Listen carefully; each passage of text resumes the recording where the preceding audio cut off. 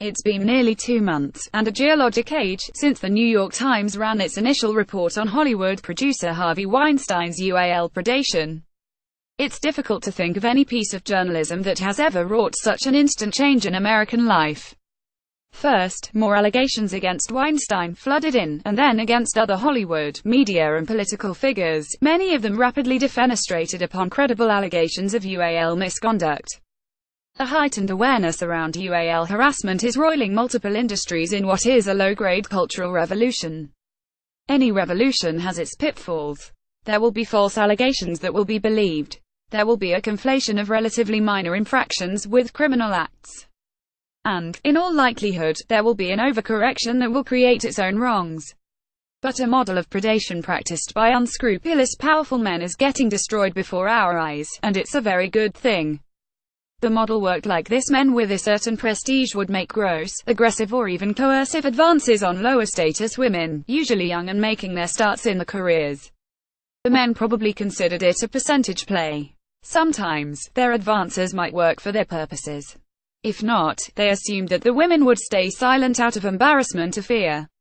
Failing that, the women could be discredited or bought off. The model was then Arkansas Gov. Bill Clinton inviting Paula Jones, a low-level state employee, to his hotel room at a conference and lewdly propositioning her. It was Harvey Weinstein asking young actresses to give him a massage or him take a shower. It was Roy Moore groping a 16-year-old waitress he'd offered to give a ride home in his car.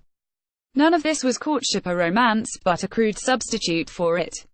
Intimidation was an inherent part of the model.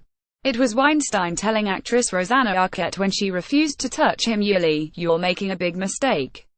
It was Moore, according to one of his accusers, saying, "You are a child, I am the district attorney of Etowah County. If you tell anyone about this, no one will believe you." The model depended on enablers. It was Democratic strategist James Carville proclaiming that the Paula Jones accusation was what you get when you drag a $100 bill through a trailer park. It was Charlie Rose's producer, Yvette Vega, sloughing off the complaints of young women about the TV personality's bizarrely inappropriate behavior. It was Louis C.K.'s manager, Dave Becky, doing nothing after women told him the comedian performed a act in front of them. Even when rebuffed, these men must have taken perverse satisfaction in humiliating the women who had to them expose themselves. What could be a more graphic demonstration of their power than women having to endure their displays with no real recourse? The model never would have worked if women felt they could complain without potentially destroying their careers or reputations to no effect, since nothing would ever happen to predators cosseted by enough power, riches and influential friends. This is what has changed so quickly over the last 2 months. An accuser no longer has to worry about not getting a hearing or suffering consequences for coming forward. The best journalistic outlets in the country are seeking them out and trying to confirm their stories. Now, it is the predators, no matter how entrenched and successful, who are in a precarious position. They can fall from grace within hours of credible accounts of wrongdoing. It doesn't matter how abjectly they apologize or promise to get therapy and engage in self-reflection. They are powerless before their accusers. This dynamic can go too far. It's important that accusations always are evaluated for credibility, and the accused get a hearing. But the model of predation, a disgraceful abuse of power too long tolerated, is ending.